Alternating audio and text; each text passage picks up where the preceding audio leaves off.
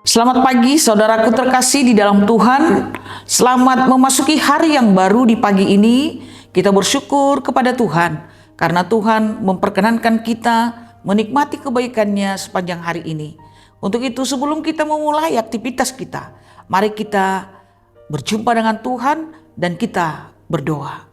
Ya Tuhan, kami sungguh bersyukur untuk kehidupan yang baru yang Tuhan percayakan kepada kami di hari ini.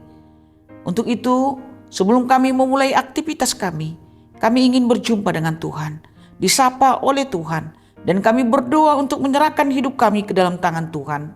Di dalam nama Yesus, kami telah berdoa. Amin. Saudaraku terkasih, firman Tuhan yang menyapa kita pada hari ini tertulis dalam Mazmur 71 ayat 20. Demikian firman Tuhan. Engkau yang telah membuat aku mengalami banyak kesusahan dan malapetaka. Engkau akan menghidupkan aku kembali, dan dari samudera raya bumi engkau akan menaikkan aku kembali. Saudaraku, dalam hidup kita ini tidak ada seorang pun yang luput dari kesusahan, tantangan dan pergumulan. Selalu kita akan mengalami itu semua. Tetapi pemazmur mengakui bahwa Allah mengizinkan dia melewati berbagai peristiwa, melewati beberapa kesulitan dan malapetaka. Namun ia tidak berhenti atau tidak putus asa di dalam penderitaan itu. Dengan penuh iman, ia percaya bahwa Tuhan sanggup menghidupkan dia kembali, bahkan memulihkan dia. Dia mengatakan, dari keadaan yang paling dalam sekalipun, bahkan dari samudra raya bumi, Tuhan dapat mengangkatnya kembali menjadi seseorang yang menikmati pemulihan kembali. Saudaraku, apa yang bisa kita renungkan pada pagi ini melalui firman Tuhan hari ini? Yang pertama sekali, kesulitan bukanlah tanda Tuhan meninggalkan kita. Kesulitan bukanlah tanda bahwa Tuhan meninggalkan kita. Terkadang kita berpikir bahwa penderitaan itu berarti Allah telah jauh dari kita. Tuhan telah meninggalkan kita.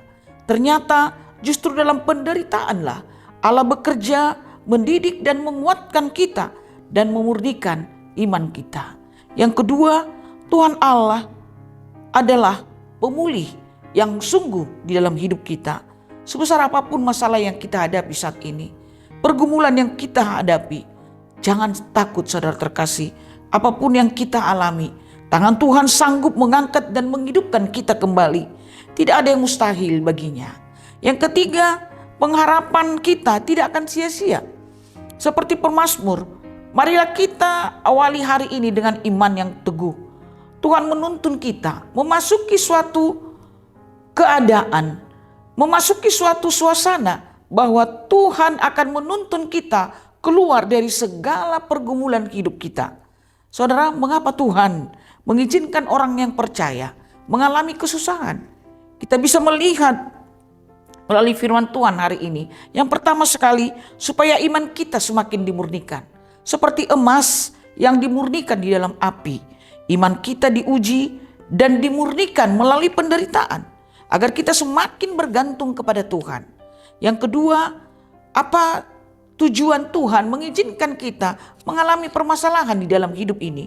Supaya kesusahan itu akan membawa kita kepada kesadaran bahwa kekuatan kita terbatas. Kita harus mengandalkan Tuhan setiap hari. Yang ketiga, saudara terkasih, untuk mendidik kita dan membentuk karakter iman kita. Penderitaan sering sekali menjadi alat Tuhan untuk mendidik kita, orang yang percaya kepadanya, membentuk karakter kita sehingga kita semakin rendah hati dan berserah sepenuhnya kepada Tuhan. Itulah yang mau disampaikan firman Tuhan kepada kita, saudara terkasih. Oleh karena itu, jangan pernah takut menghadapi masalah. Jangan pernah lari dari masalah, tetapi hadapilah masalah bersama dengan Tuhan.